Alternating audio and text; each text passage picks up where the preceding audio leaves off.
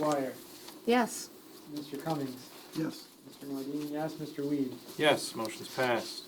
Subcommittee reports and project updates. First one, steering committee update. All right, so the session is scheduled for the development of the action agenda and implementation plan for this Thursday, the 25th at 1:30 in the Parks Library.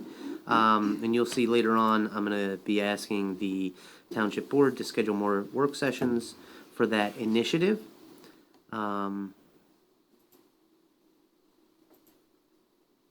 Next is the recap of the Township Board work session from April 12th. And so we met here at 1:30 to review the water and the sewer ordinances. We went heavily through sewer. The first session was heavily on water. Mr. Freeman is meeting with the township attorney tomorrow over the phone to be able to go through some of the updates and suggestions that were made. And based on spending several hours with water and now several hours with sewer, we will be going to be asking the township board to schedule another work session to kind of combine all of that and say, okay, we've gone through these line by line, we have made these changes, and this is an overview of the changes to be presented, and we're going to try to get that out to the board well in advance so they can review those changes and be able to have hopefully a wrap-up session for the water and the sewer ordinance updates. All right, and then regarding the Michigan Aerospace Manufacturers Association related to the spaceport program, we had some people from the community and from the township attend a meeting. A briefing was given to explain how it all worked, and we're waiting back for some more information. We've asked questions that are more direct, that we need some solid answers to, and so far we haven't heard anything, but hopefully we will soon. And then the RAB meeting.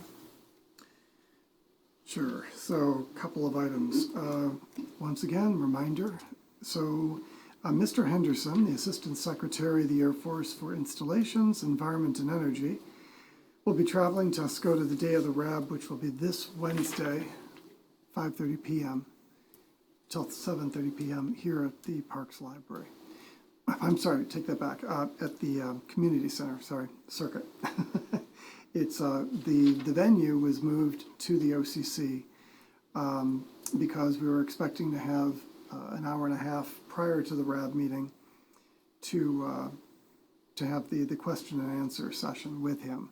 So some weeks ago, I asked folks in the township to send in questions that they may have that they would like the Assistant Secretary to address while he's here, and I compiled those questions, and in fact I presented that to the board.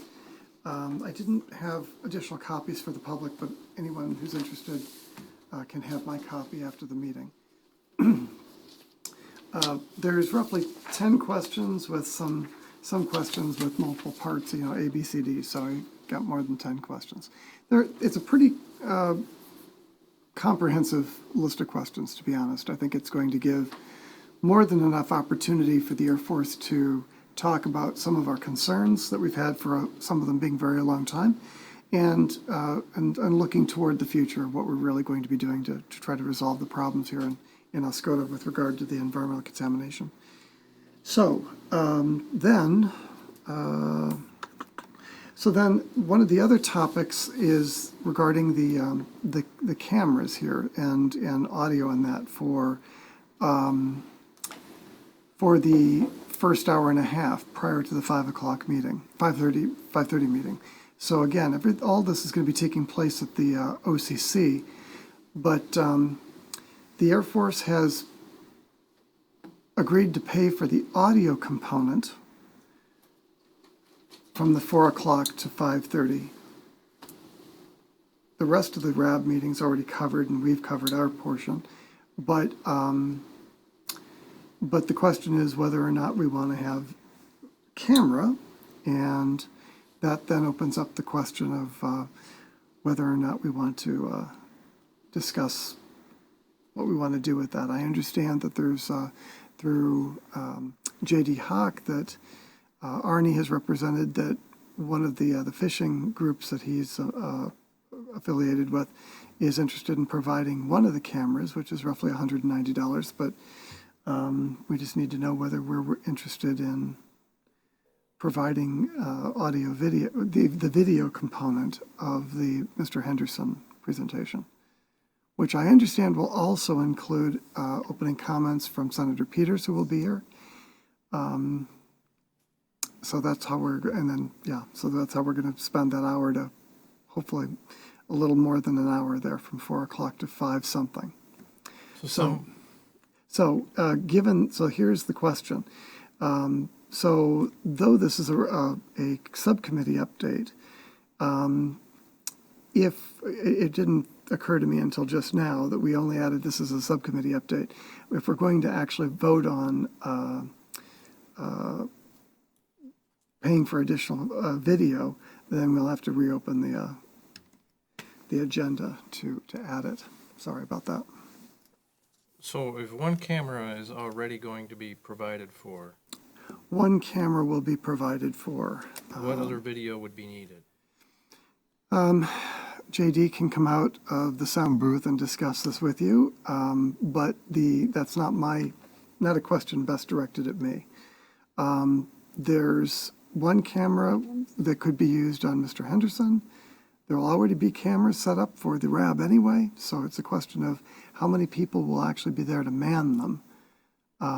So I guess we have the potential for one already and maybe another one for whoever might be at a presentation podium for the discussion. So I guess that's the question. JD, do you want to come out?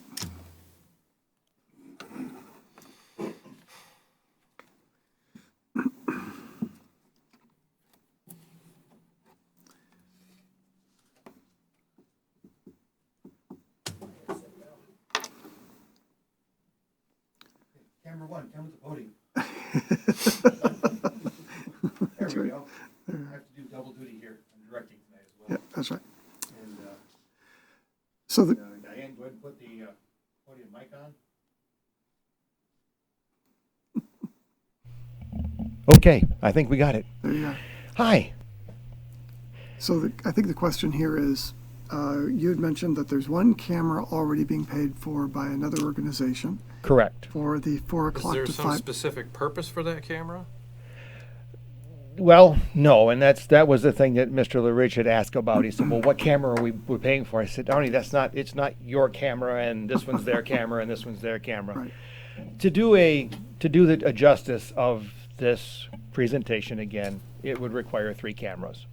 One on the speaker, one on the podium, and one wide on a panel. They always call that the safe shot. God forbid the speaker starts coughing and the guy at the podium bends over. There's nothing there on the screen. We go to the wide shot so we can follow. Or both cameras have to move at once because there's something going on, some sort of action that needs to be covered. So 3 cameras is pretty much the minimum of what we get by. As you know, here we do 4. We have our wide shot, and then we have our standard camera for Mr. Schaefer. We have a standard camera for you, Mr. Weed, and then we also have a camera that picks up the rest of the board members when they speak. So when people have a back and forth conversation, we catch all the action. I've given Mr. Cummings a 4 camera and a 3 camera option. If you choose a 3 camera, Mr. LaRich has expressed to me he would like to pay for one of the cameras to pick up, maybe go to 4. Or if you opt for 2, then it would go to 3. Mr. LaRich is very quality driven, is going to be the word that I use. Very concerned that this looks and comes off very well. I did go to the community center, do an internet test, and according to Eric, it does meet the minimum threshold for us to do live broadcasting on YouTube. It's not great, but we should be okay. We're going to disconnect everything from the OCC's network, so we have full access to their internet bandwidth. And Arnie's also informed me that there are several organizations across the country right now that are looking to us to how to run these meetings and how to broadcast them. They've taken what we've done and they've copied it, and it's quite flattering to know that we've made a difference across the country. And so in his own unique way, he doesn't wish to take a step backwards in quality, and neither do I, but also being fiscally responsible, we can get by with two. We can do one on the secretary and one on the person asking the questions. What about one wide angle? Yeah. What happens when you watch, the reason you change cameras is to keep your viewers' interest. If you never change views, the eye begins to get bored and therefore tells the brain nothing's going on. So as soon as the camera changes, your eye blinks and it gets you back into the action again. Will one camera suffice? Yes. You will see what's going on. You will hear what's going on. But you will get people that are sitting wherever they're sitting watching it, and they're going to just kind of,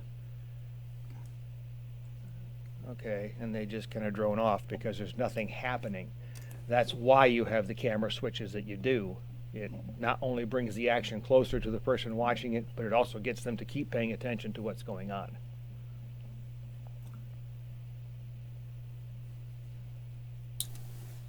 Any questions? What is the cost of each camera to add? The 3-camera quote is what, Mr. Cummings? You've got those numbers, sir. We'll round the pennies up to keep the numbers even. 502 even. The 3 cameras? Correct.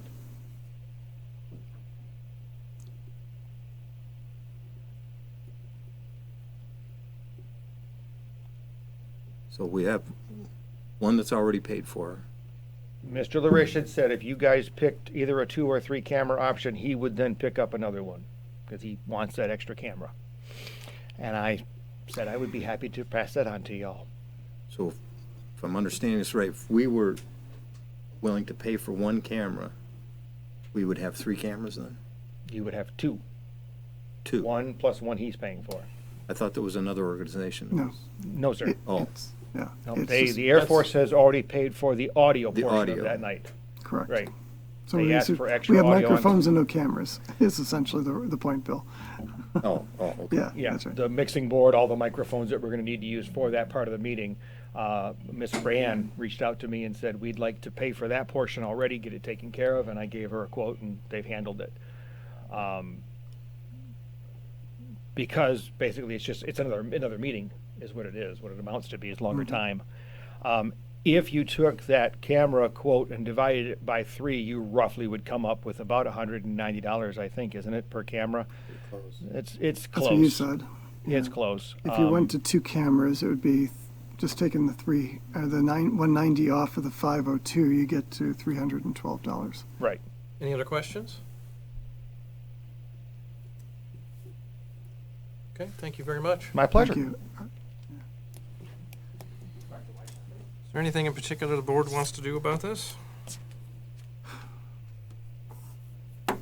Well, in my opinion, I think it's a pretty significant meeting. We have the Yeah.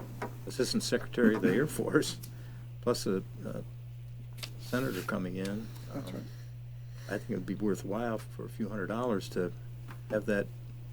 We have the audio already paid for by the Air Force. Yep. To have the video for this as well, I think, to me, would be important. It's not a huge sum of money, and I think it's a pretty important event we're hosting here. I agree. Yep, I agree. As a general rule, I'm okay with the one wide angle, since our main purpose usually with these type of meetings is memorialization Right. and information versus entertainment and the need to draw in a viewer. Right. Although I do recognize what Mr. Hawk's saying with the spacing out nature. Sure.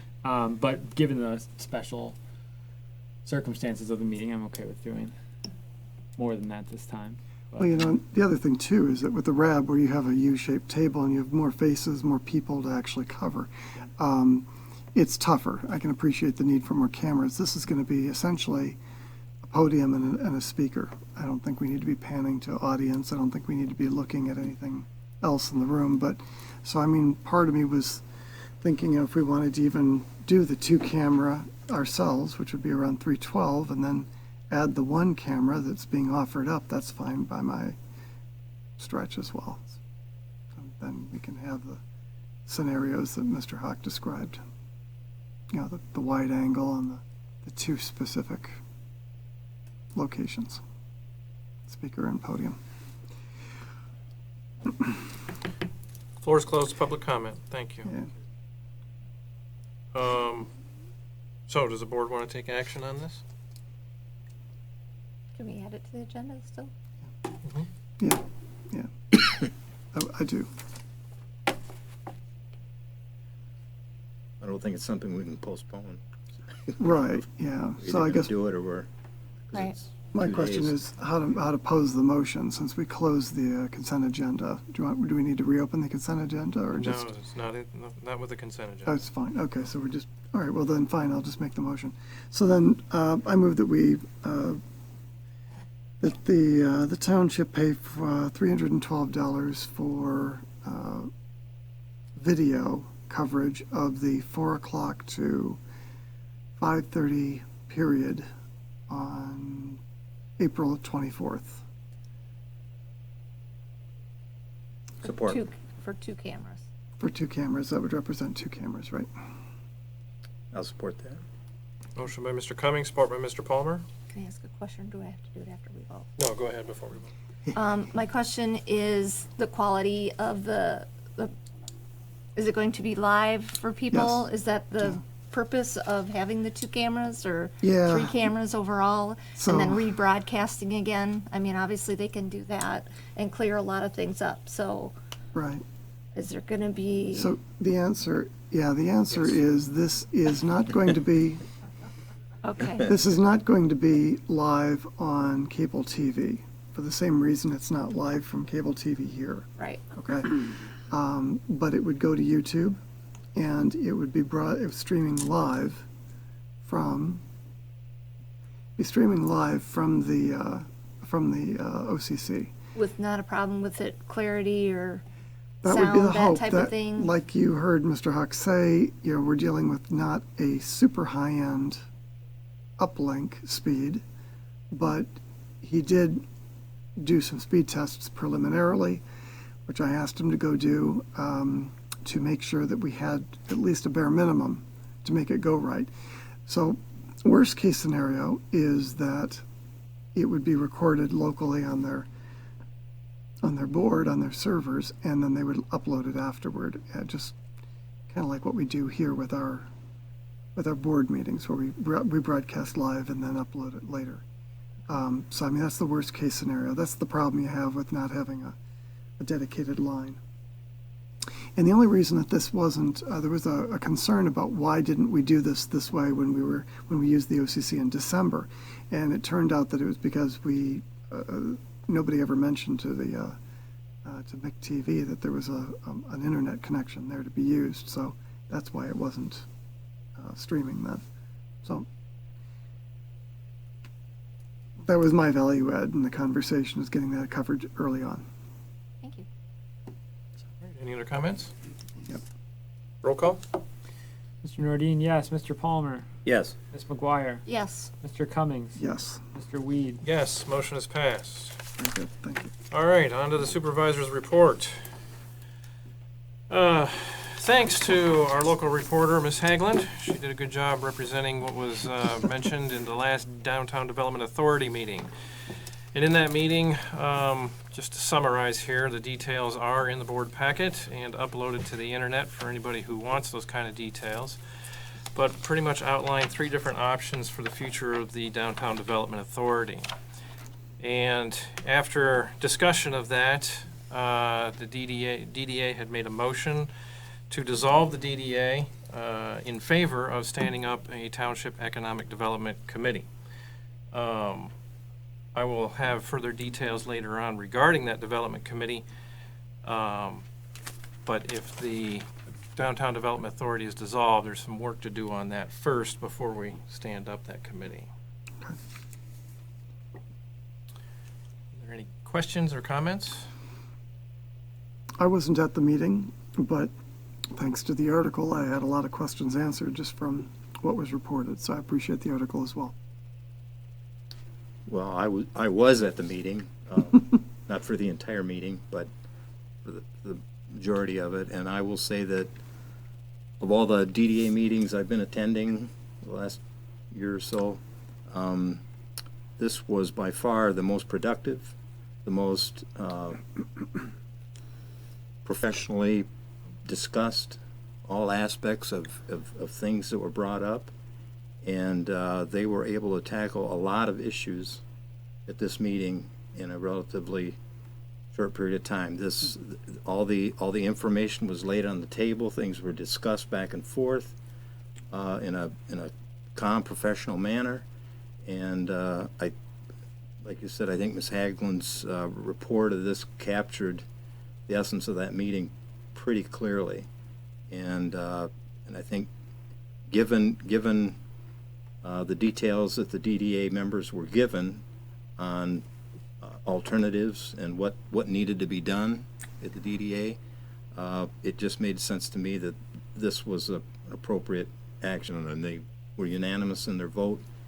And I think this will be a better solution to the overall problem, where they can form an economic development committee that can look at the entire township as opposed to just a small portion of the township. So I think this is a good thing. Any other comments? Just a couple questions, actually. So obviously, there's been a lot of thought put into this, and I just was concerned about where the funding would come to help the Economic Development Committee. It is going to be a committee or a board? It will be a committee. It will be a committee. Because My- obviously, the TIF plans and stuff are going to disappear. Correct. And under the Redevelopment Ready Community Program, there has to be a downtown development plan created. So resources will need to be dedicated towards that. Other than that, it would be just like any other funding that we do for any project, where funding's requested, grants are filed for, and the board makes the decision on, whether those projects are going to have resources put into them or not. So, like any other board or commission, will they have some type of, are you looking at having some type of a director or something like that to lead that committee? Or will that fall under the staff that we already have? That's unclear right now. We have discussed a few different options.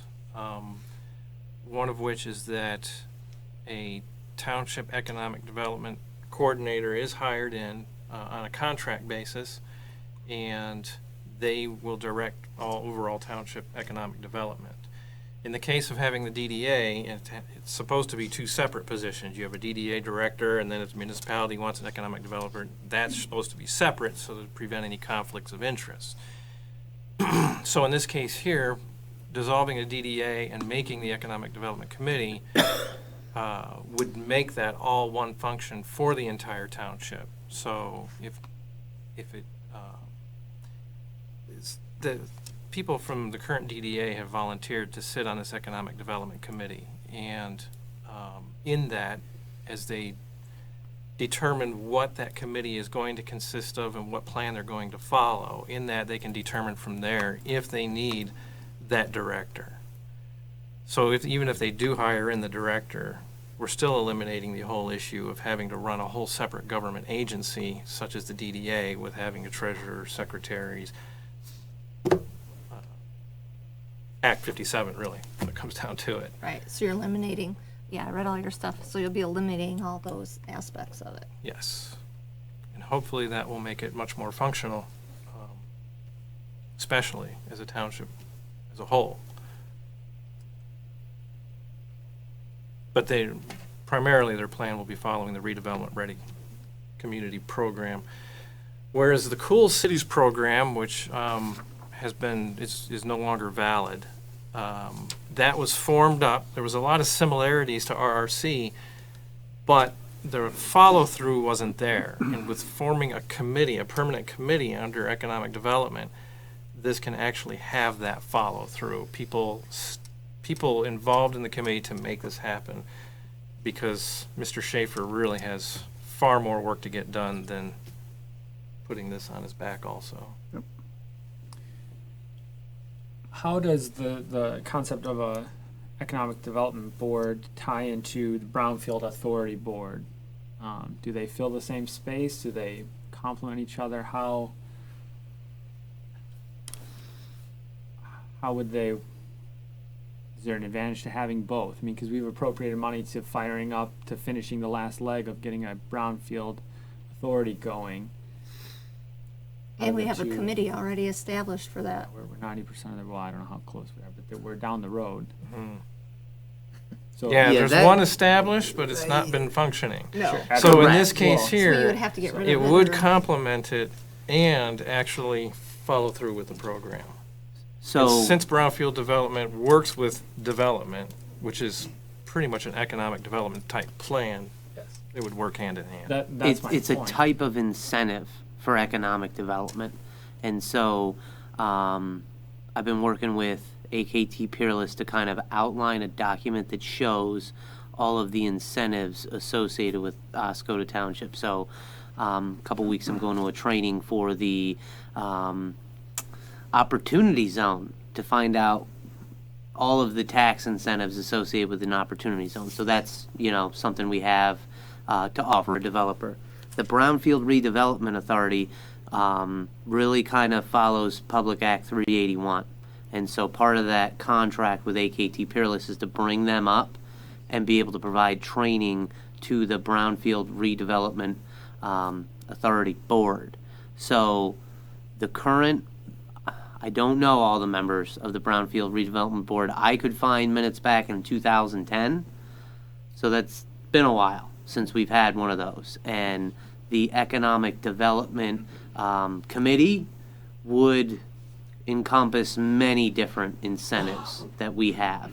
So the Brownfield Redevelopment, Public Act 381, the way I see it is if somebody had a building or an investment that where environmental analysis or remediation of asbestos would come into play, that Economic Development Committee would be able to evaluate that as a Brownfield Redevelopment Board, that we wouldn't have to maintain separate entities. I've seen other municipalities that have had their DDA act as the Brownfield Redevelopment Board, and I think that's kind of what we used to have.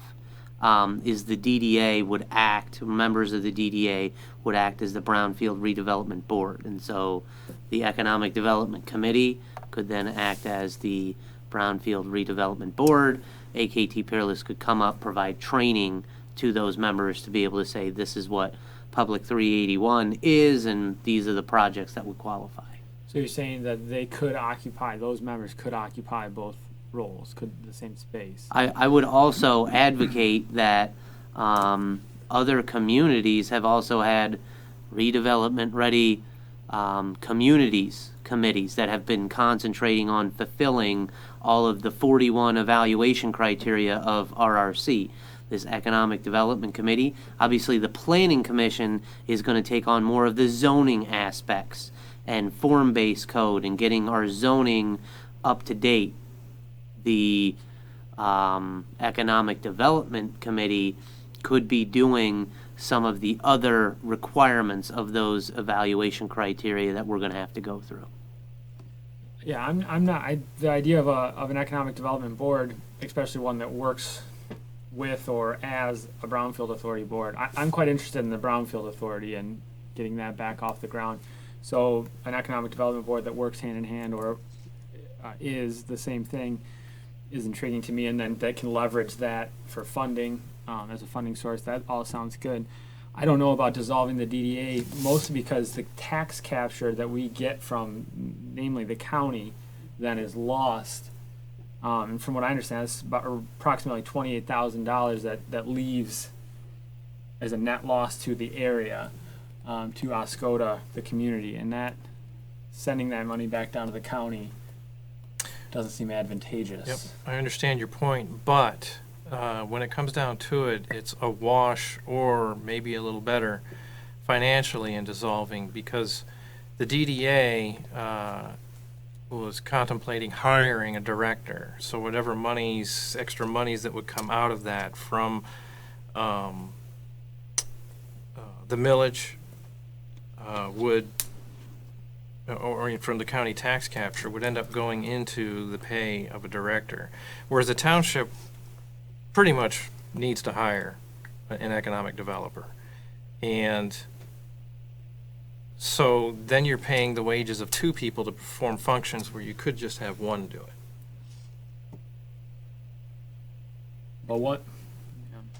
But one's getting funded as a wash by the capture of the DDA. But the DDA would be drawing in with the millage about $90-some thousand a year. In order to hire in a director, you're going to be looking at probably $45,000 a year to have a decent director, if not more. We've heard as much as $65,000 a year. So a lot of their money would end up going into this director anyway. Or you could go sand without the director. Without the DDA, and you just have one economic developer for the township at the same cost. So yes, you would be losing some tax capture, but then again, there's a lot that the DDA could have done in the past with getting a whole lot of money from other areas, and they didn't. So I think in the long run, we're going to come out pretty much even, but with a lot less administration. I'm concerned about the long run is my concern, because just because it operated maybe ineffectively in the past doesn't mean we can't right the ship and make those gains that we missed out on in the past. And what is formed in the 80s, mid to late 80s, we've worked from that point. We capped the property values in the district, and if we dissolve the DDA, we're going to lose that increase in value. And hopefully, with the way we're going in economic development wise, we'll see an even greater increase in that property value downtown, and we're about to lose that advantage we've built over the last 30 years.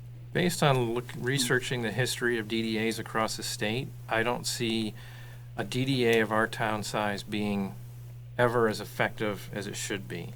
I believe that DDAs were established under the pretense that these are for cities like Grand Rapids, Ann Arbor, Detroit, not for small towns like us. You're mandated a 10-person board. We're going to draw 10 people from just the downtown district of people who are already busy with other things. And then the common comments I get are, we're just volunteers. Well, under the DDA Act, that's not the case. You are an appointed government official, and you have to represent those taxpayers, and therefore you should be putting the work into getting it done. So whether they volunteered or not, it still requires a good amount of work to do. And with 10 people for just a small portion of the district, so far for 30 years has been ineffective. We could say we could try and write it, but I think DDA law in itself was already written for it to be not run effectively. A lot of DDAs across the state have already been dissolving. They've said they fulfilled their purposes and they're going to move into other things.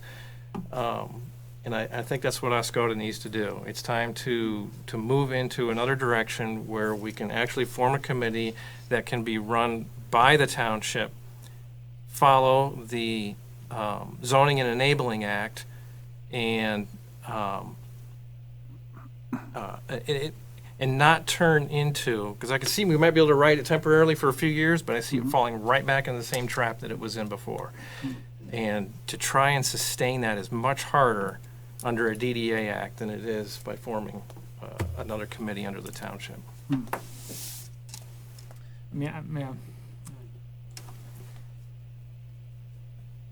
I sort of agree with John. I hate to ever send any money back to the county that we don't have to.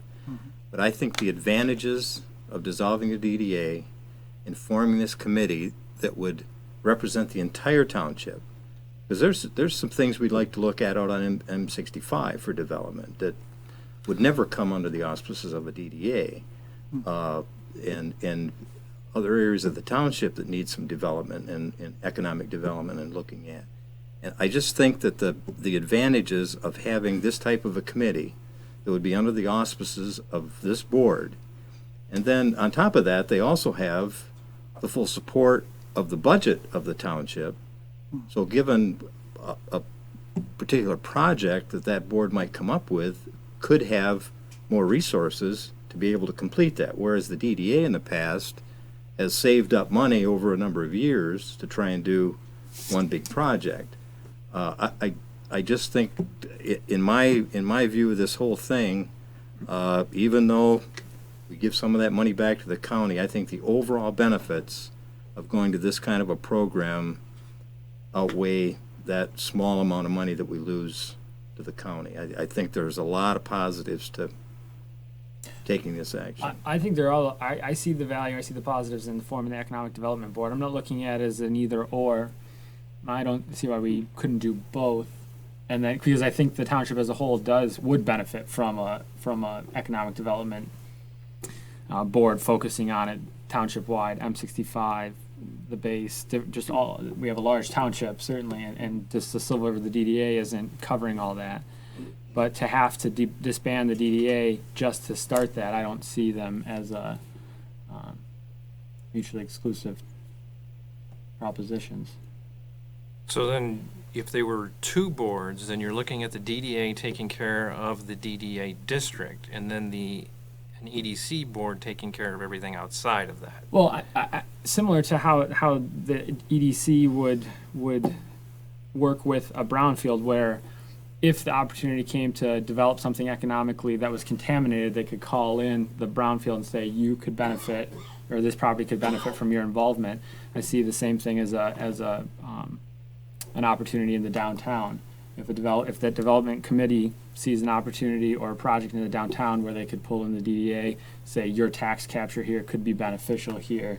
This is another tool in the tool chest to use in that area. Who would you see sitting on, if we maintain the members of the DDA board, who would you see sitting on an economic development board? This is a good question. I wouldn't speculate, but I understand the point of it's hard to get people to fill these seats. And I think Mr. Weed would back me up on this, that it's very difficult to get people to volunteer for these positions. Yep, I recognize that. I get a lot of complainers, but I'm not getting a whole lot of doers. We got a lot of good doers on the boards we've got now, but And as you said, all the members of the DDA, I mean, they voted on this unanimously, but they're all willing to stay on and work on the Economic Development Board, which I think is a good thing. I think it's a good idea. I think there's a lot of questions, still. I'm not, sure where the funding's gonna come to hire somebody to be in charge of that board. I don't know, economic development coordinator, how that funding's gonna be taken care of, and how you're going to, once you hire that person, their evaluation is to be able to keep their job. How are you gonna have benchmarks for what projects they complete in a timely fashion, or how is that gonna work? They're directed by a board and they don't get a specific goal done on a certain time. I mean, are they just gonna be hired in and be there forever? You know what I'm saying? There has to be some type of mechanism in place to say, this is where we want you to be or have accomplished in so much time frame, or, we find somebody else to do the job. very true. And that's what the Economic Development Committee can all sort out, to determine how all of that can be done. We already had someone that was being paid for that job. And so having someone else come in under contract, because the contract would stipulate that there are certain things that have to be accomplished, certain measurables in order to maintain if the contract were to continue. So the person wouldn't be an employee of the township, they would be contracted. Correct. Why would we do that instead of having them be an employee? I think we have a better chance of contracting someone to come and do that job than we do as hiring as an employee. Is there a field of people that do this in other communities?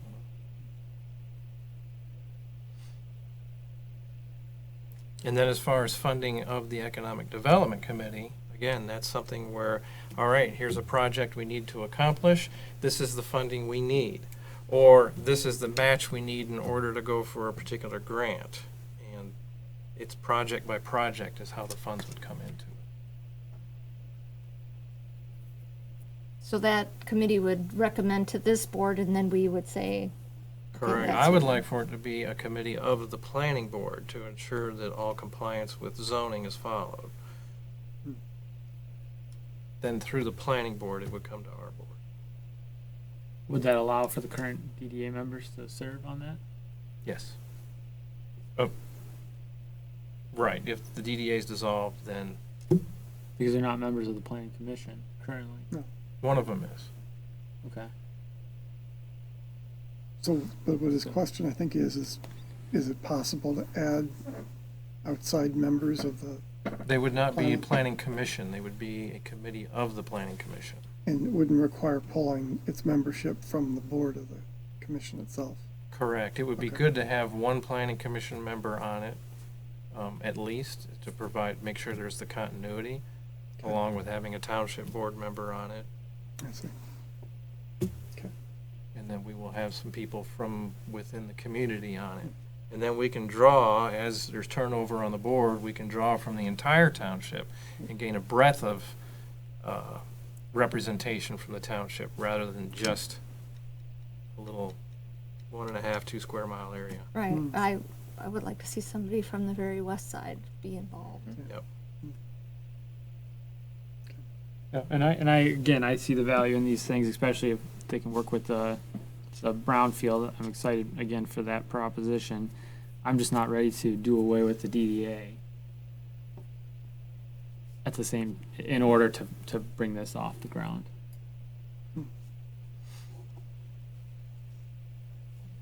So other than financially, what is the benefit of holding on to the DDA? Financial is my main concern. The tax capture loss and relinquish back to the county, the future risk to, I mean the loss of the value built over the last 30 years since the cap was put on the properties downtown, as well as, I mean, while we're talking about it with the steering committee and all the initiatives we're taking, we did the public survey. So many of the concerns of the township, of the community, seem to be, the boarded up windows downtown, what's happening downtown, vacant buildings downtown, blight downtown. There is, while I fully see the need for a township-wide economic development focus, the need for the downtown is still there. But even under RRC, there'll still be a specific downtown plan. Yeah, I agree, but $90,000 focused on downtown is, over that little area, is good. Should be, hopefully, whether we can, we can just decide how it's gone in the past, but should have an impact downtown. To give $28,000 of that away and to keep 26 for ourselves, the township proper, and then spread that out over the whole township, is just diluting our resources. It really, you ask what comes other than money, it's for me relinquishing that money back to the county when we could keep it. And yeah, it's boxed into the DDA, but it's $28,000 that we get to keep. Otherwise, we wouldn't. And hopefully that will grow in the future. So I guess it comes down to the relinquishing that money for me.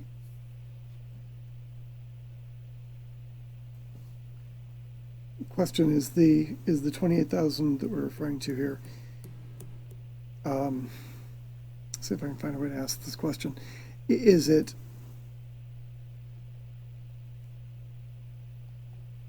do we have to do anything as a DDA to get that 28,000? Are there certain things that the DDA would have to do, paperwork-wise, objectives-wise, or is it just a kind of a foregone conclusion that we would get the 28,000?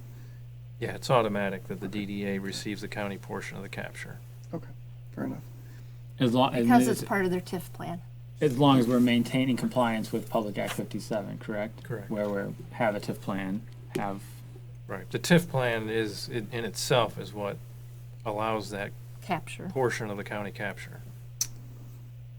And then what of the other money? There was an additional capture that was passed. There was What 2 happens? mills put in. Yeah, what So happens? that would, That's that would not- halt. That would halt? Yep. Right, okay, got it. Okay. The township also puts into the normal TIF capture also. Captures off of our millage. Yeah, so the township's capture and a county portion of the capture is dedicated just for the district, the DDA district.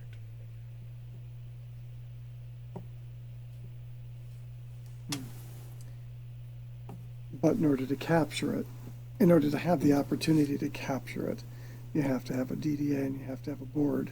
Right. But then the township would get back what they're putting into it, so that's Right. really kind of a wash in itself also. I see that.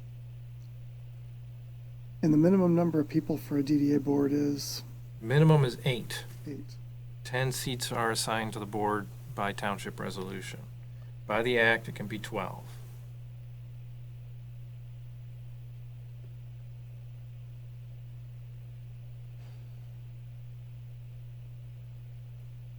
I don't know, it seems to me that while the DDA may have had value in the years past, I think there's possibly some vagary in whether the DDA created the value or it was simply on the momentum of the downtown at the time, coming from whatever decade we're referring to.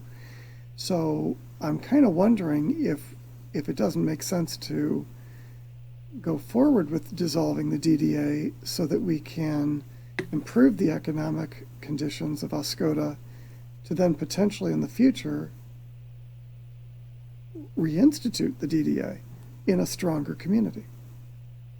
but then you've lost your cap though. Because I mean, I see that, Yeah. but then if we keep it and hopefully do those things and build a stronger community, Yeah. our cap stays here, now we're up here. And you're making a Where lot if of you've money. made it up here and then you recap, you've lost all that by That's right. having the Sure, sure. the wherewithal to withstand this portion we're dealing with right now. But in looking at the entire lifetime of our DDA, looking at how some other DDAs are run in communities of our size, I've not found this expenditures of the DDA to be that effective. And I would rather wisely spend a smaller amount of money than throwing away a larger amount of money. While throwing away maybe some harsh words here, when you look at since 1984 and look at our downtown, I don't know where the downtown development has occurred. And I think that with the unified effect is going to be a whole lot better because the downtown cannot thrive without everything else around in the township thriving in itself. The DDA is not self-sustaining without there being more continuity in the surrounding areas. So you're saying that the DDA is just potentially a losing proposition just by the fact that it's a DDA, not by its makeup or administration. I think by the Which is- nature of how the acts are written and what they were intended for, which was not small communities, I do think that even if we did get it effective for a few years, it'll slide back into what it was for the last 30 years. It's interesting. It's just, and that's not, doesn't play into the decision tonight, but that's just inconsistent from where we've been tracking for the better part of a year and a half, 2 years to now. That concept of that the DDA itself is just a losing proposition, not poor administration.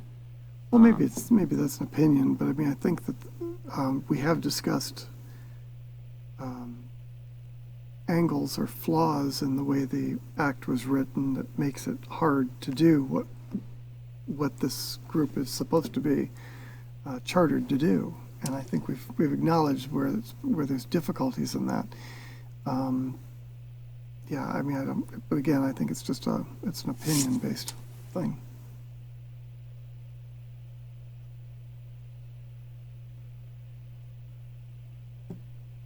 Any other comments?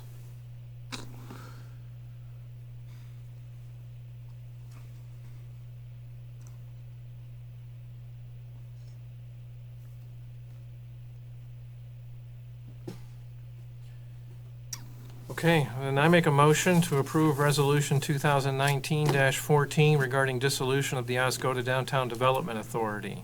The DDA chairman and township supervisor, if required, are authorized to sign the required state and county forms and file with LARA and the Treasury departments. And the DDA board will continue as normal until the state has completed their processing of the dissolution. Support. Motion by Mr. Weed, support by Mr. Palmer.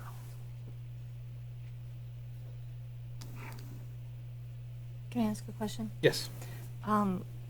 How does that, because the treasurer has the checkbook and they've been doing their own function, what aspect will that require of the township board or myself or anybody's other staff to help with that process if this passes? We will start all those details tomorrow. Okay.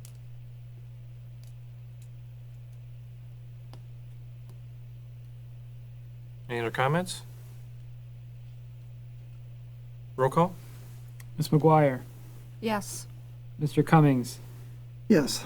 Mr. Nordine, no. Mr. Palmer, Yes. Mr. Weed. Yes, motion is passed. In conjunction with that, I make a motion the Township Board approves increasing 2019 appropriations for Fund 248 up to $114,797.28. And then in the packet is further details how that will be accomplished. Support. Is there going to be appropriations for 252? Oh, no, because we'll be getting rid of that. Okay, I would not be spending that money right now. okay.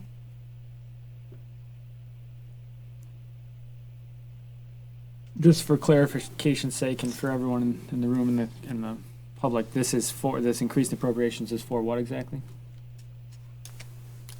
The Huron Community Bank loan is, I have a payment due on May 1st. The detail in here would basically put the lines for 248 for principal and interest up to a point to pay off the $88,000 in outstanding principal and the approximately $1,980 in interest expense. And so we would be able to pay off that loan, that outstanding amount, and take that obligation off of the books for Fund 248. So this is increasing the budget for the DDA in order to pay off the liability of the loan they have on the Artisan Hall. Correct.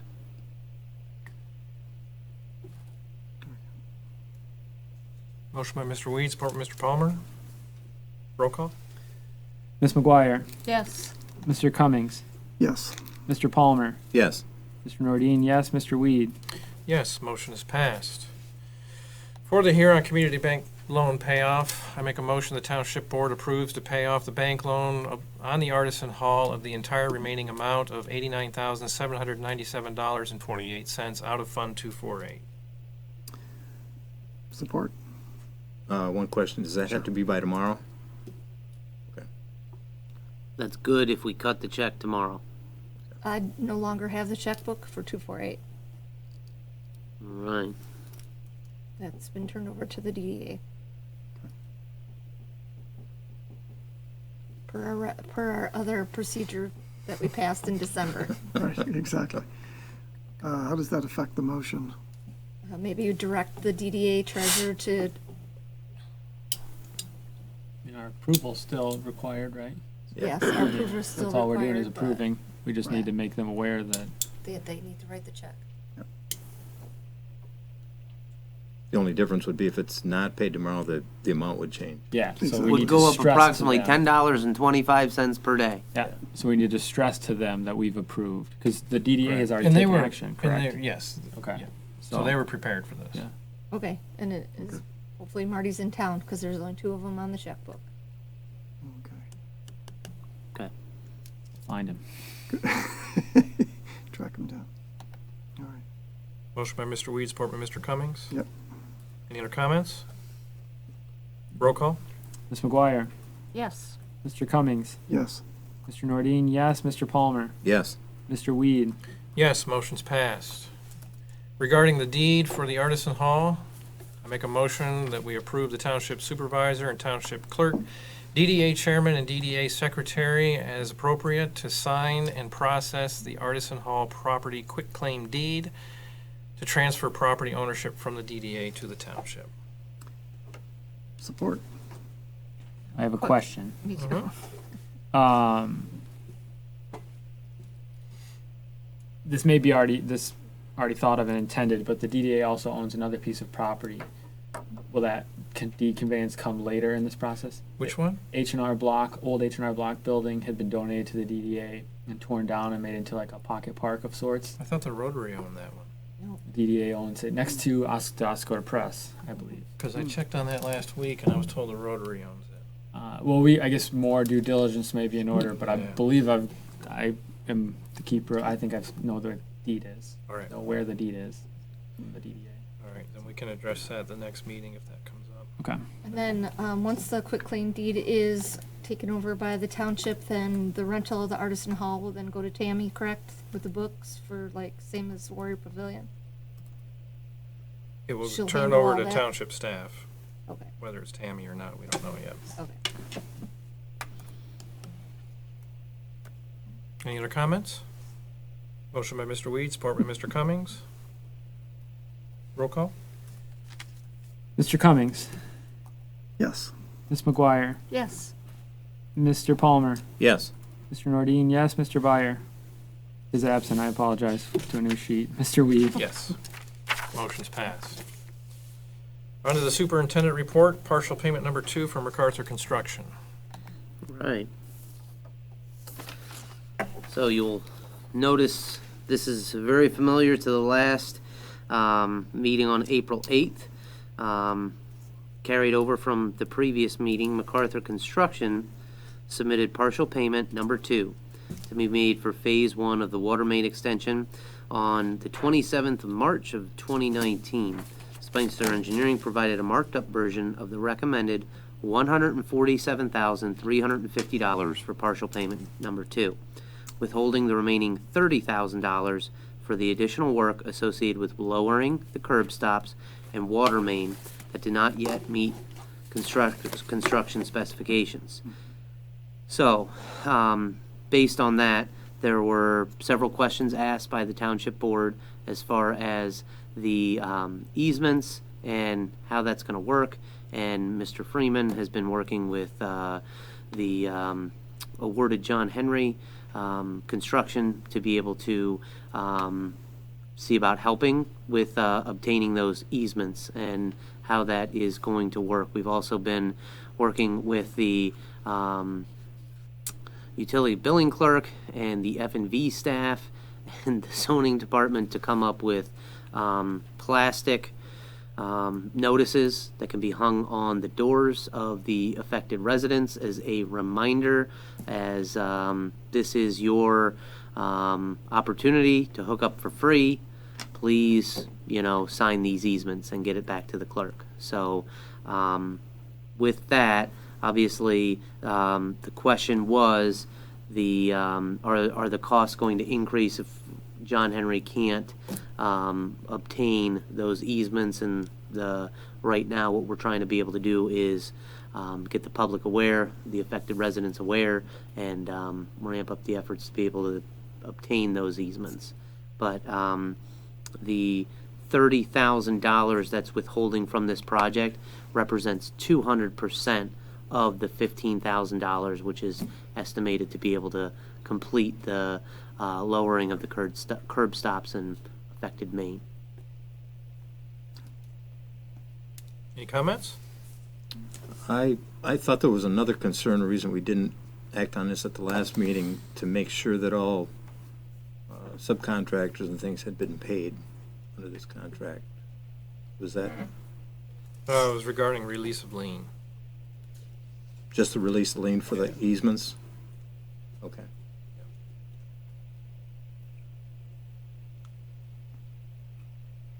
Any other comments? Is there a motion? I will move to approve the partial payment number 2 to MacArthur Construction for Phase 1 water main extension in the amount of $147,350.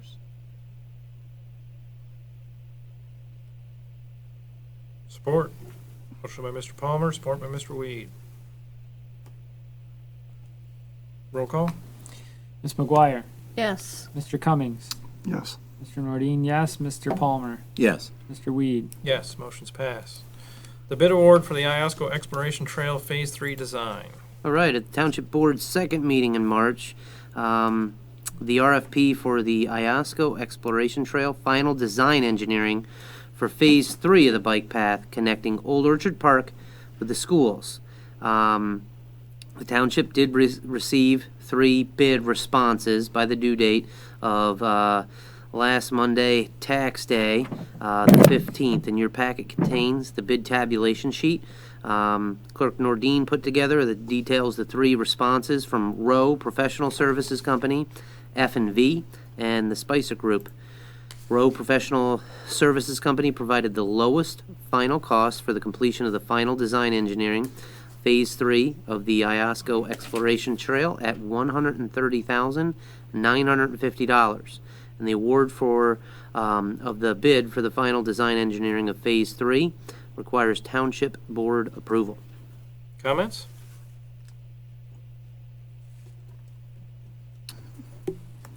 I would just like to make a comment on the actual bid from Freeman. I clarified it with with Rowe, clarified with Mr. Freeman. If you look at their cost proposal, you'll see that the base plan is $57,800.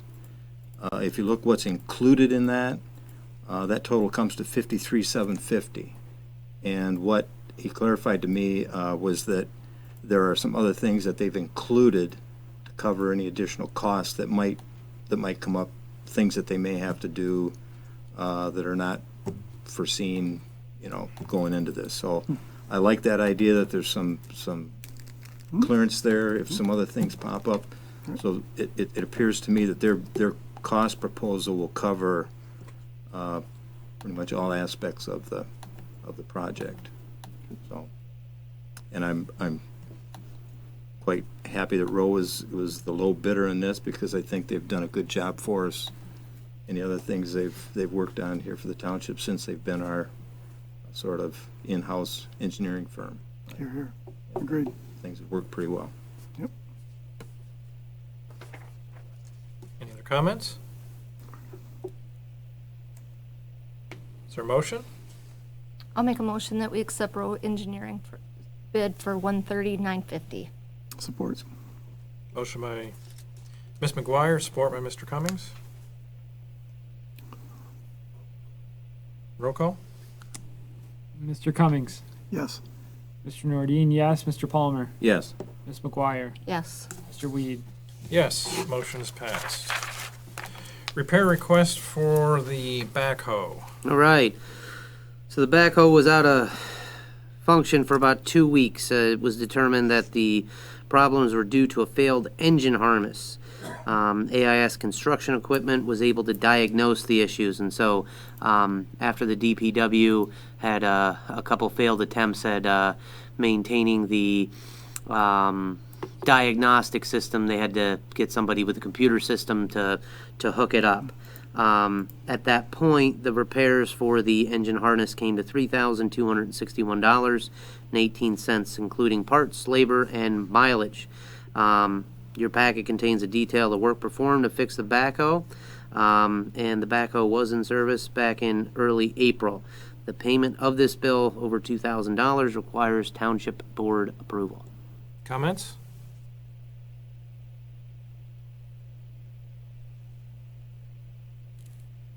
Is there a motion?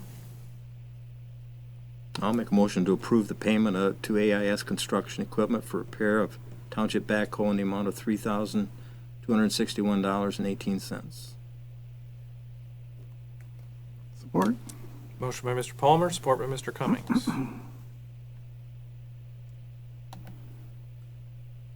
Just so everybody's aware, it's not the new backhoe that we just purchased in 2017. Thank you. You're welcome. Got that. Roll call? Ms. McGuire, Yes. Mr. Nordine, yes. Mr. Palmer, Yes. Mr. Cummings, Yes. Mr. Weed. Yes, motion's passed.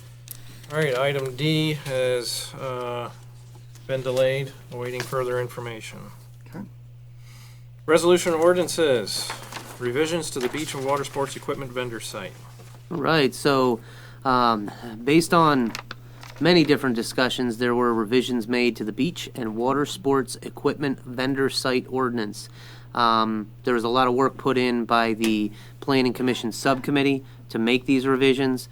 They met several times to discuss those options and make those changes. So the revision was approved. All of the revisions were approved at the Planning Commission meeting, April 1st. This is basically incorporating all of those different changes. Comments? I would just like to say that some of the problems that arose from this were the foot site park proposal, and I would like to continue discussions with Al through to Consumers Energy to maybe get some clarification on getting their approval to maybe move forward with some of these ideas in the future at Footsite Park as well. So we've made the changes for now so that we can move forward, but like I mentioned before, when we wrote this, it was the attorney's suggestion we write it as a code, and so that it can be easily changed, because he said you probably will make some changes to this as time goes on and other things come available that you might want to include in terms of vendors. And so this is one of the things I'd like to pursue in the future to get clarification with. That was a short sight on my part to not be in contact with consumers when we originally wrote this, including Footsite. But going forward, that's something I'd like to pursue with them if possible. If not, then the ordinance will probably stay the way it is, but something for future reference. Thanks. I was going to ask about that. I was hoping for the same. Me Yeah. too. I was wondering if this was just to get us so that we have something in place for the summer, and hopefully might change it in the future. So Yeah. I'm yeah. glad to hear that. Yeah, this hasn't died. We're still looking at that. Is there a motion? I'll make a motion, we approve ordinance 19-01 revisions to the beach and water sports equipment vendor site. Support. Motion by Ms. McGuire, support by Mr. Weed. Roll call? Mr. Palmer, Yes. Ms. McGuire, Yes. Mr. Cummings, Yes. Mr. Nordine, yes. Mr. Weed. Yes, motion's passed. Next, resolution supporting the spaceport program. So the state was going to provide funding to it under the previous governor. Under the new governor, we've been told that the funding has been pulled back in a way, but it's still going through processes of review through some other departments in the state. So we wanted to provide a letter of support to show that Oscoda Township is in favor of this. We would like the state to financially help this so that we can make this a reality. We definitely want the public to know that, and assuming that all of us are on the same page here, that we'd really like this to happen because we know the benefits that this will bring to our area, significant benefits to the area. What I don't want to have happen is the public to see that if this does not go through, not the resolution itself, but the spaceport program does not go through, it is not because of us. Correct. It is up to the FAA and the state to have this happen, and the organization that's trying to make this happen. It's all up to them to make it happen. That's right. This is not a situation where Walmart's trying to come in here and the township is scaring them away, which, by the way, never happened. Right. So Correct. Exactly. I don't want weird rumors going around that just aren't true.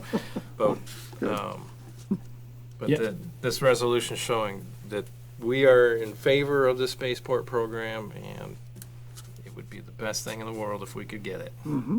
I very much agree. And from my perspective, there's been a lot of work to get this first phase of site selection. I mean, my understanding is we have to get selected as a site, and then the next, perhaps the biggest hurdle, is the FAA has to hand out one of their limited, maybe 3 permits And that's still a large hurdle to jump after we hopefully get selected as a site, which we all, I think, very much Yep. want and would very much like to see. So everyone's on the same page. There's a couple hurdles here and one looming large one that hopefully will be successful, and I would love that. But that's the road in front of us, at least as I see it now.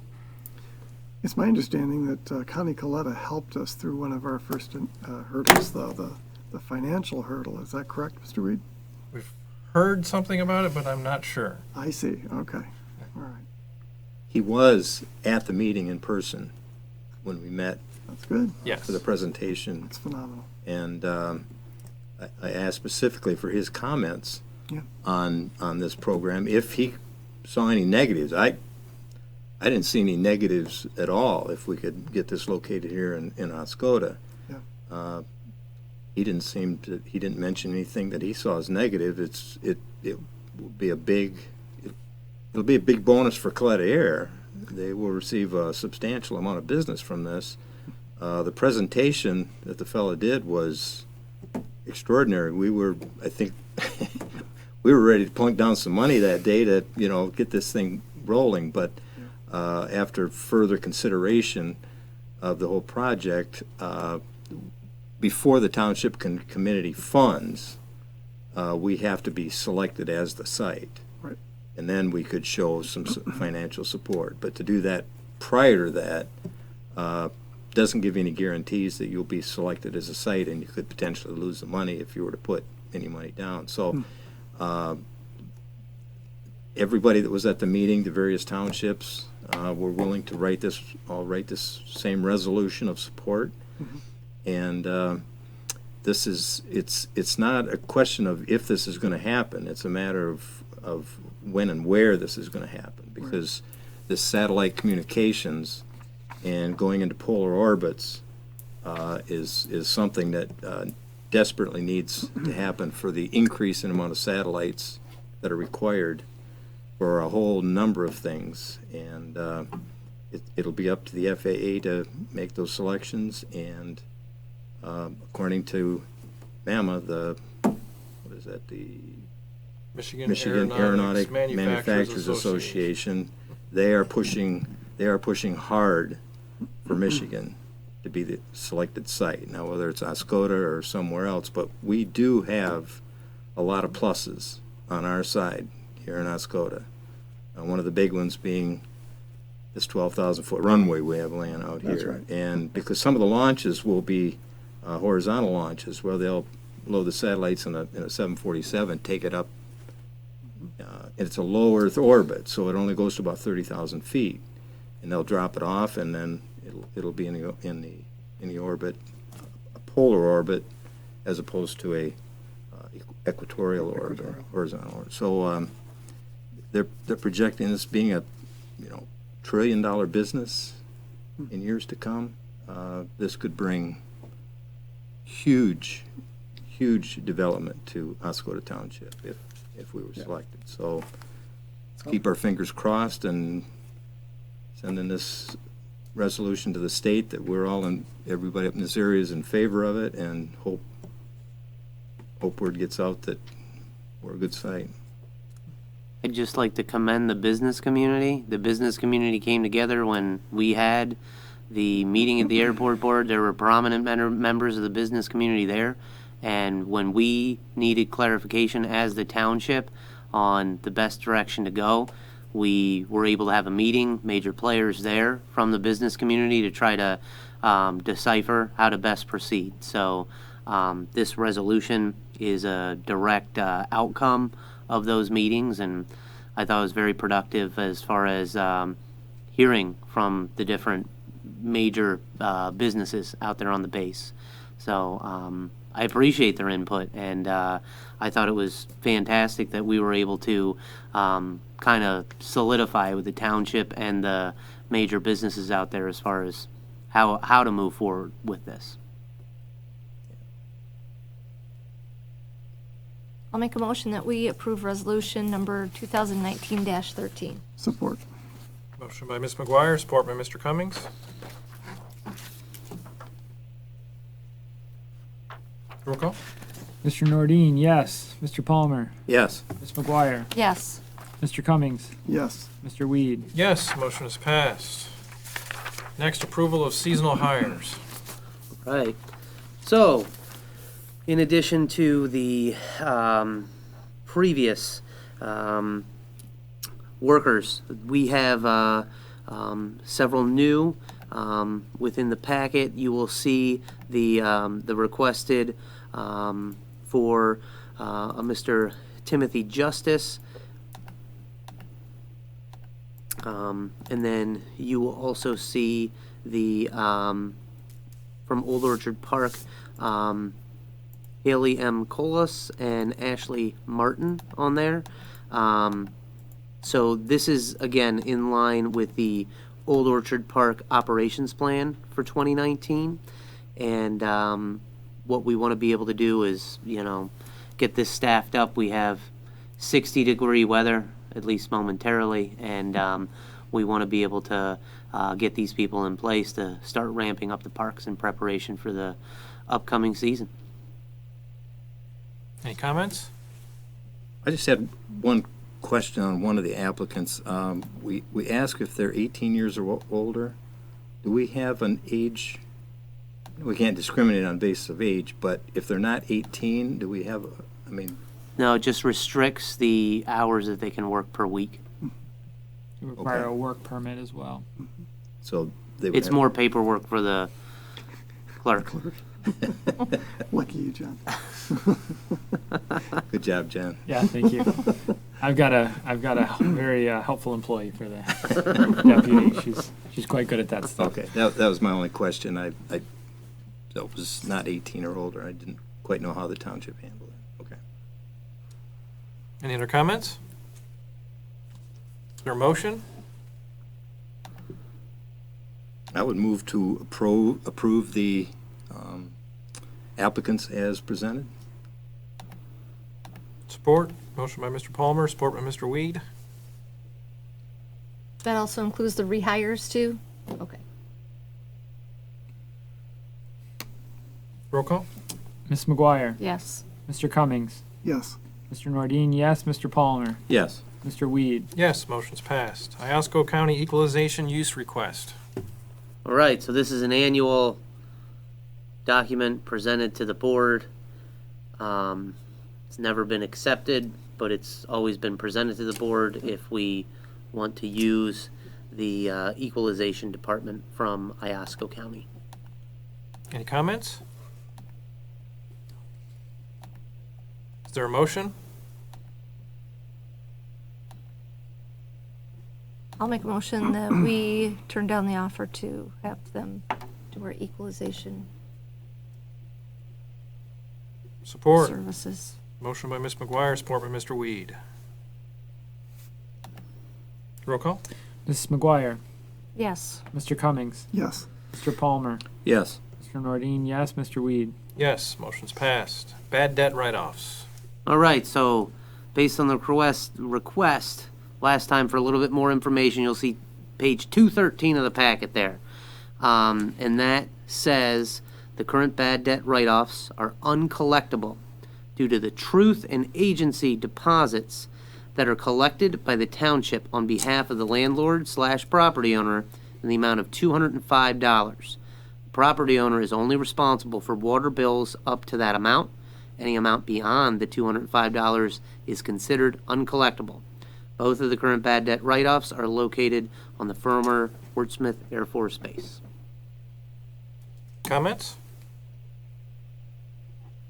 Are we looking to get out of this practice? Yes. Okay. Yes, this is a needed revision to stop doing this. This is not a winning situation for the township. We can't go after these people ourselves for the money? Yes, we can. Shouldn't we be making an effort to go above and beyond that to I think that's the point of the truth and agency deposit. trust an agency? Is that we're taking that deposit, saying, okay, if it goes over that, we're just out this money. And I don't understand this practice completely and why we've been doing it. But in the updates to the water ordinance, obviously this is not going to be in there.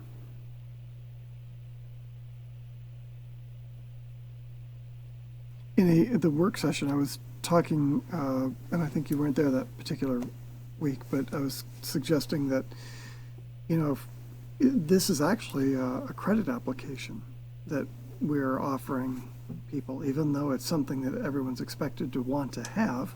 It's still nevertheless a credit application, and so any concerns we might have about the validity of the social security number or who the person is or whether they're a renter versus an owner, whatever, that it would be something we should, take that due diligence at that first opportunity and get that. And the gentleman who was there also mentioned that, because he was talking about that, the credit application could actually state on it that this is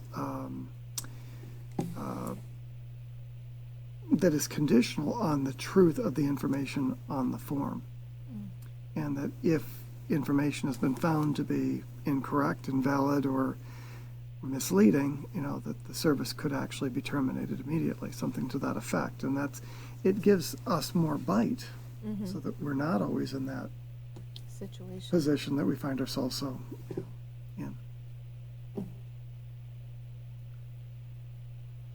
Is there a motion?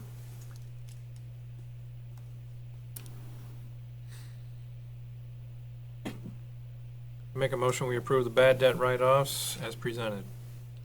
Support. Motion by Mr. Weed, support by Mr. Palmer. Roll call? Ms. McGuire, Yes. Mr. Cummings, Yes. Mr. Nordine, yes. Mr. Palmer, Yes. Mr. Weed. Yes, motion's passed. Community center use request by a DHD2. All right, so you're going to see an email, page 216 in your packet there, from Mr. Corey Upper with the Emergency Preparedness Coordinator of the District Health Department number 2. They are trying to be able to use the community center on June 13th. We have accepted this in the past, let them use it. Obviously, the last day for the community center operations is May 18th. They understand it's not air conditioned. They've used it in the past there, and they come in. Al opens up for them, and then when they leave, they call Al, and he comes and closes it up. But basically, they use it for a training facility. Cool. Do we charge them? We do not. Any other comments? We authorized a meeting or two ago that they requested, or someone requested that would be an emergency facility. And we approved that. And I think the question was raised, do they know it's not air conditioned? They know it's not air So conditioned. this will let them know that it's not air conditioned. Is there a motion? I'll make a motion that we approve the request of the District Health Department number 2 for the use of the Oscoda Community Center. Support. Motion by Mr. Palmer, support by Mr. Weed. Roll call. Mr. Cummings, Yes. Ms. McGuire, Yes. Mr. Palmer, Yes. Mr. Nordine, yes. Mr. Weed. Yes, motion's passed. Scheduling water and sewer ordinance work session for Friday, May 10th. Was hoping that is going to be the next. So we have 3 weeks between meetings instead of 2 weeks between this meeting and May 13th. And so the water and sewer ordinance work session, the 10 a.m. on that Friday, the 10th, is directly after the already scheduled 9 a.m. work session the Friday before the next meeting. And Mr. Freeman has confirmed his availability to be there for that, and in hopes of consolidating all of those changes and comments in the water and sewer ordinance and getting that out to the board in advance for review of that work session. Does that date work? 10 a.m. on the 10th, 2 hours? Yes. After a regular work session, right? E- So it'll be 9. yes. Each of the previous two have gone 2 hours. Just asking. And the meeting at 9 o'clock, normal work session. Right.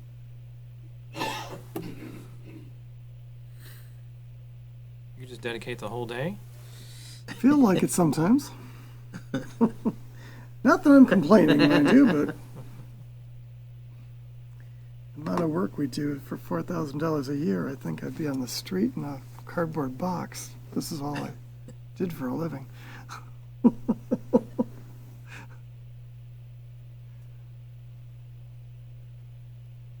Actually, oh yeah, okay. All right, so I make a motion that we have our water and sewer ordinance work session, May 10th, 2019, 10 a.m. here at the library. Support. Motion by Mr. Weed, support by Ms. McGuire. Roll call? Ms. McGuire, Yes. Mr. Cummings, Yes. Mr. Nordine, yes. Mr. Palmer, Yes. Mr. Weed. Yes, motion's passed. Scheduling steering committee work session. So Thursday, the 16th at 1:30 in the library. What I'm hoping to be able to do is get most of these goals and objectives, at least input on each of those on the before Memorial Day weekend, obviously. And so the 16th is a Thursday. We've been having them Thursdays at 1:30, and the 16th of May would kind of fall in line with what we've been doing. And again, that I'd be requesting 2 hours. We got through 3 goals in 2 hours at the previous session. So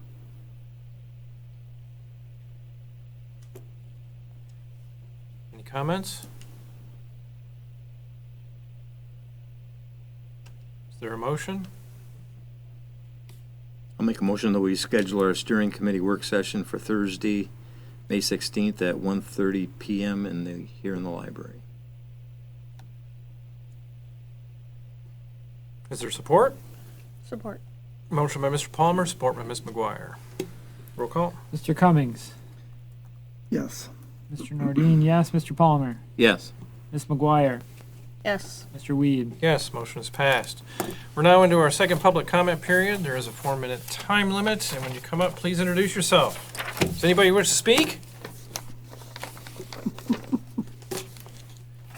All right, then we're on to board comments. Anybody have anything? I do, real quick. It was just a public announcement in regards to the board here. We had offered the Oscoda Historical Society the opportunity to use the Warriors Pavilion for an event. And I wanted to let you know that they were going to provide a fundraising dinner on May 5th at 4 o'clock on the topic of Ford's Great Lakes Freighters. And they're going to have the Ford Motor Company corporate historian there for the event. So it's an interesting opportunity to come out and hear something interesting about the area.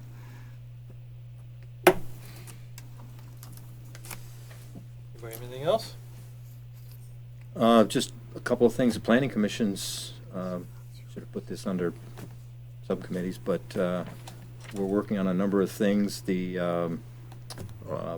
After having some meetings with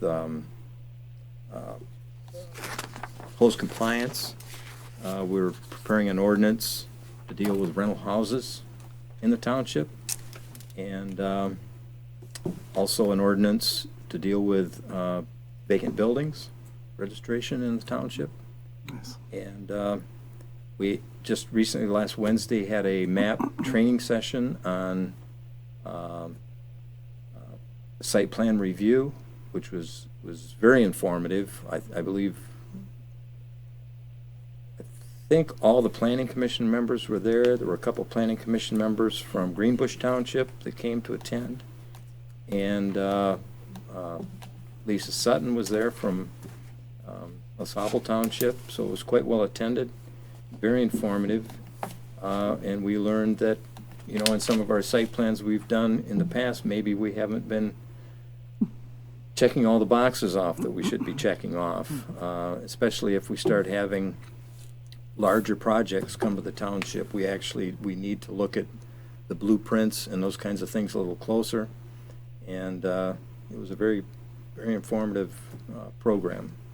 And I think the Planning Commission learned a lot from that, and so we'll take that information moving forward.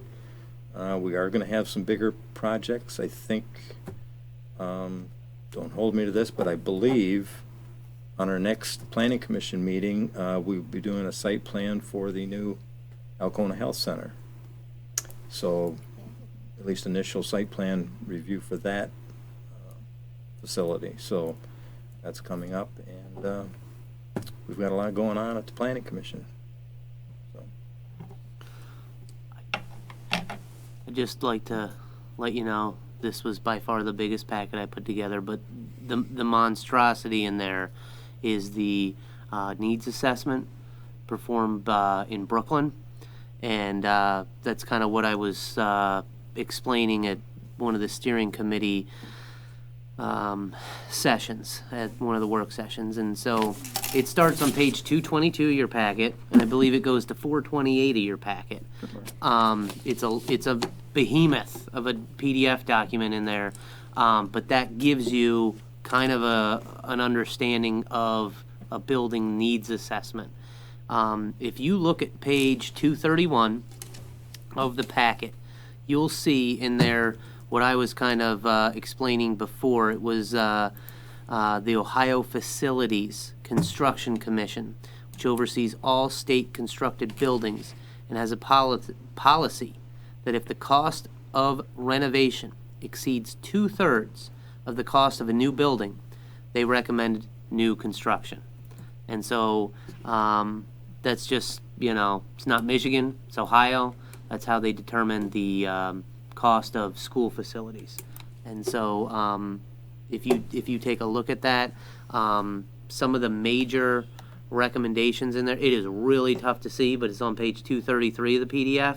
It prioritizes all of the things in red as far as the cost, the urgency level, as far as urgency level 1, urgency level 2, and urgency level 3.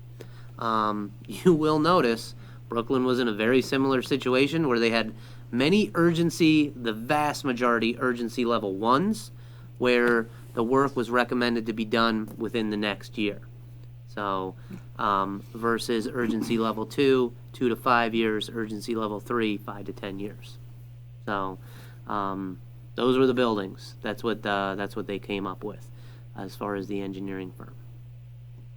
Great. Just let everybody know that we've had a few meetings with the Alcona EMS service to discuss the feasibility of utilizing their EMS services. And the last meeting, we did discuss some financials. We still have some other information to gather, and another couple meetings. We hope to be meeting with their Board of Commissioners to see if they're on board.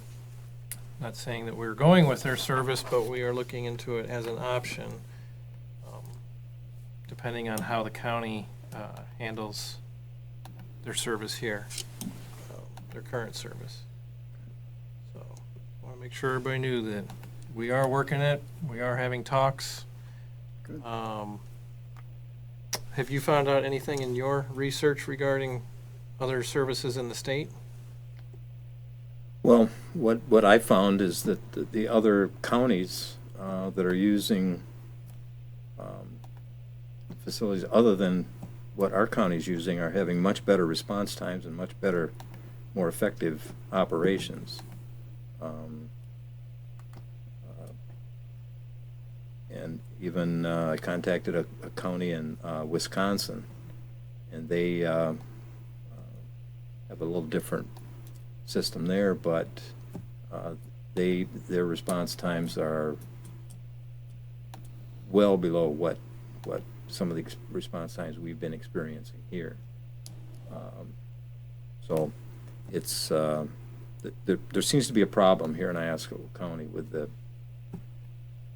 the company we're using, And that has been acknowledged by other areas of this state that aren't using that, and they have the same comments that, well, we've heard similar responses that to some of our neighbors, neighboring counties to them that have similar problems. And at the Iosco County Township Association meeting, MMR gave a briefing there.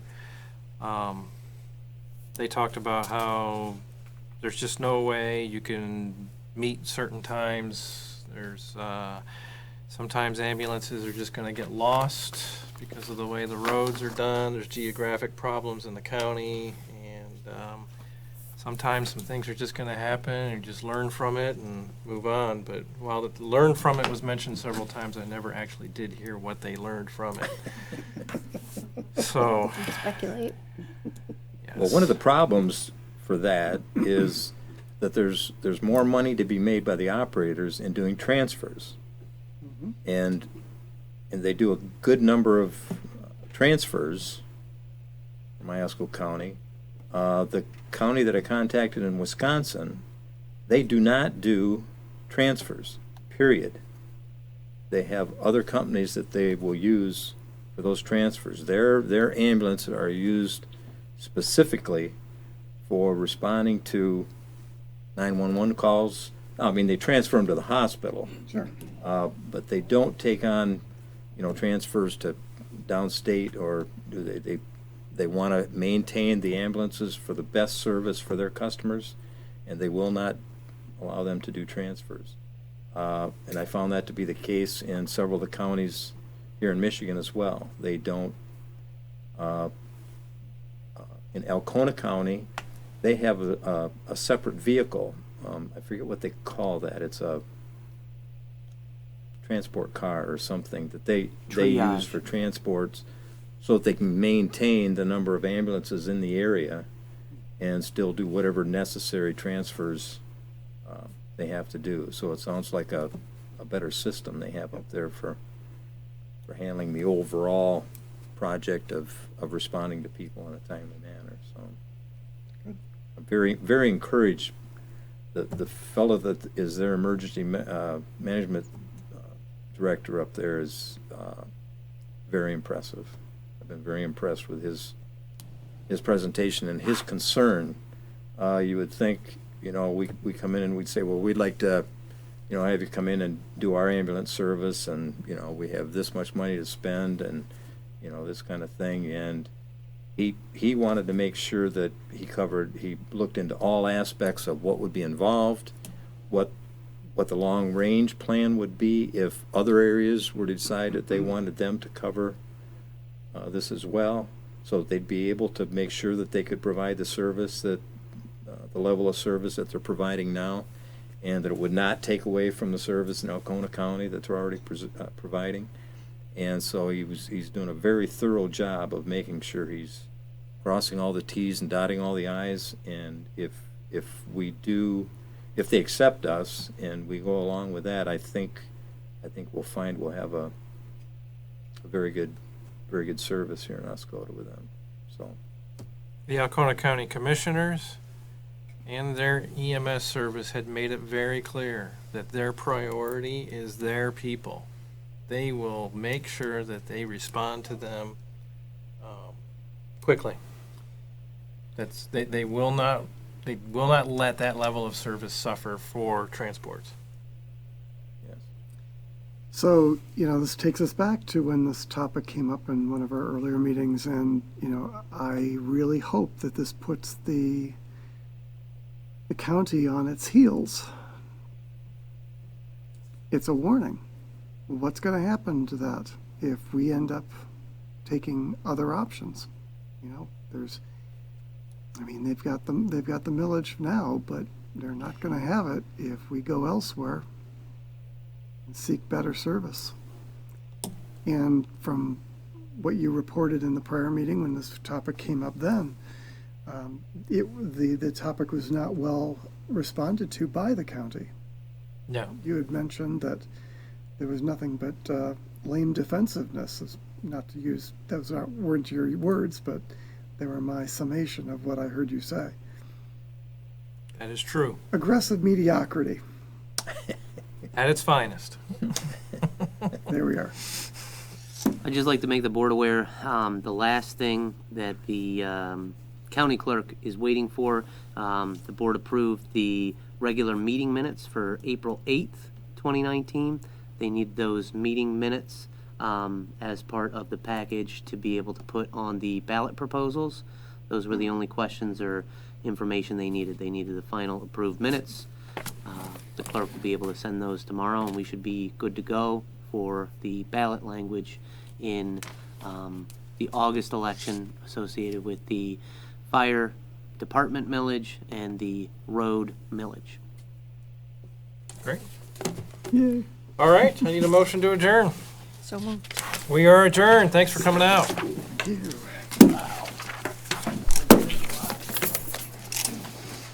Johnny? All right, which one needs the correction? I